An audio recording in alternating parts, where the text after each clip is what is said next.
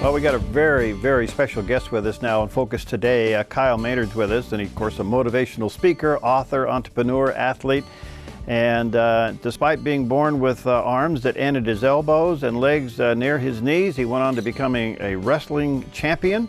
He's the first man to crawl on his own to the summit of Mount Kilimanjaro.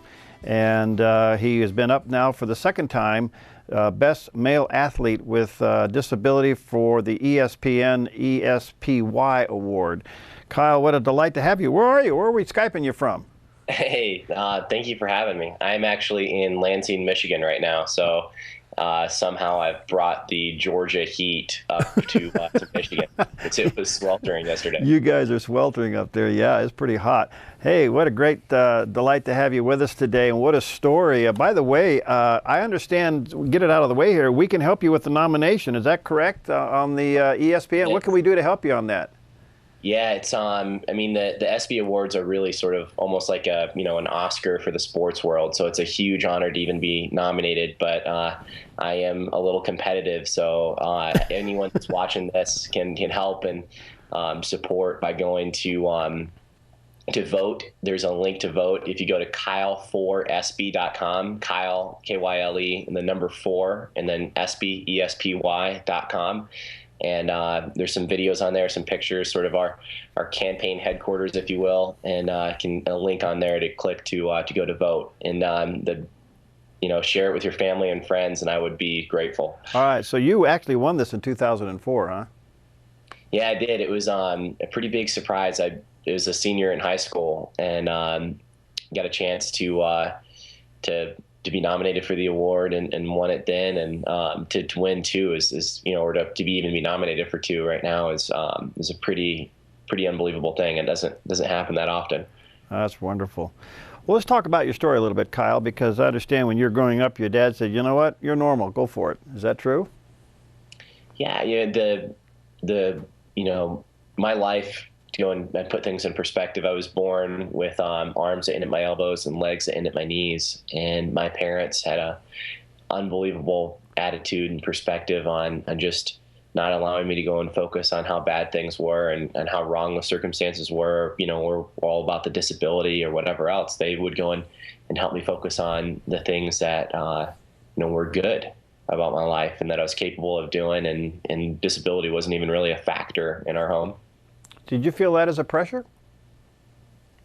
Growing up, I never really felt different. I think that was the beautiful thing about what they did was I just, grew up and they saw me as normal. So consequently, I think I started to see myself that same way. All right. So when did you decide to go out for wrestling, and what prompted you to do that? I really came out to wrestle because I'd played football previously and started in 6th grade and had some success playing football there. And my strategy was basically to go and smash my helmet into people's shins, playing defensive line, nose guard, and had some success with it right away. And then came in and my dad encouraged me to come out and try to wrestle. He'd been a wrestler before, and we came out to the practice, and it was tough at first. It took me over 1.5 years to win that first match. Wow, you stuck at it. How did your faith play into all of this? I think at the time my faith, I would say, was tested pretty strongly in the sense that just when I, especially with the wrestling, just losing match after match after match after match, it was lost 35 matches in a row before I won that first one. And I was wondering, what was, merciful about this, what was right about this, and if it was ever going to be possible for me to win a single match. And, I think that, doubt and fear, uncertainty, those are things that's part of the human experience. Those are things that we all face at different times in our life. And, it took me a while to really understand that, there's no magic pill or quick fix. Sometimes it's just about continuing to go and stand back up and continuing to fight. Did you ever get mad at God?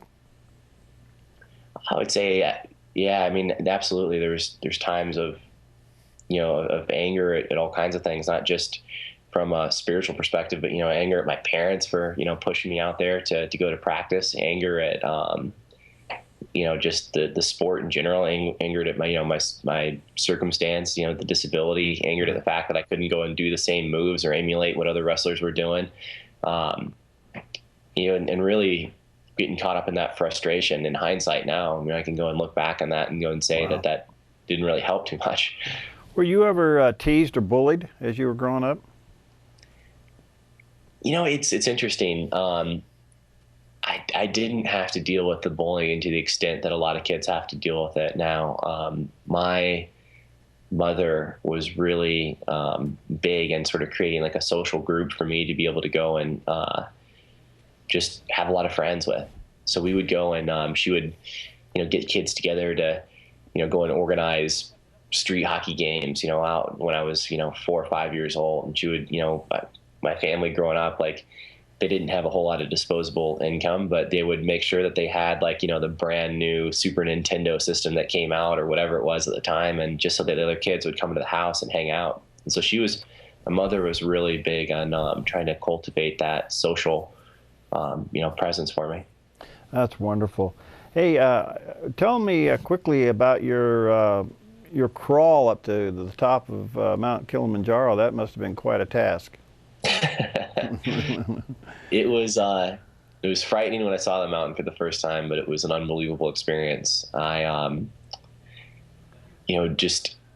had started climbing a couple of years ago and had just done some smaller peaks and wanted to do something bigger. And then with Kilimanjaro, it ended up being a pretty unreal experience. It took 10 days to reach the summit. So it was bear crawling down on all fours through, giant boulder fields and ice and volcanic ash. I mean, it was, start out in the rainforest on the first day, and then a couple days later, we're sitting, at 19,340 feet in the roof of Africa. It was a pretty surreal moment.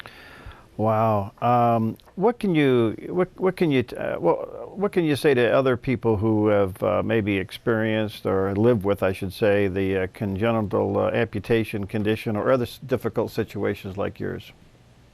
Well, I think that things too are probably really a lot more relative than we think that they are, and I think that people, go through all kinds of things, over the course of our lives. And really, I think oftentimes look at those things as the worst things that have ever happened to us, instead of seeing some of the good that can come out of it, some of the, the gifts and the learning that can happen as a consequence of a challenge. And as I would have, begged, pleaded, prayed, anything I could have done to go and change my circumstance when I was younger. And now, I realize that it's been a great gift to get to go and, speak around the world and try to help, inspire other people to go and live their dreams. And it's something that I probably wouldn't have had that chance if I definitely wouldn't have had that chance, at least at the age that I started doing it, to do that if I had been born, quote unquote normal. Mm-hmm. What's next for you, Kyle? What's ahead for challenges? I think there's always going to be the physical side of pushing myself, but also too, like, really the big passion is speaking and spreading this message. So I want to be the best. Like I said, I'm a little competitive, so I want to be the best in the world at that. That's wonderful. Hey, listen, we're out of time, but thanks. What an inspiration. Again, how do we vote for you? Give out that website. Yep, it's Kyle4SB.com, and Kyle and the number 4 SB ESPY.com, and click the link, go to vote, and help me out here. Okay. Thanks, guys. All right, sounds wonderful. Hey, God bless you, pal. Thanks. You're an inspiration, and good luck to you. We'll see what happens here when this vote comes up soon, okay? Absolutely. Thank you guys so much for taking the time. time. God bless you, man. See you a little later. All right, we'll see you tomorrow on Focus Today.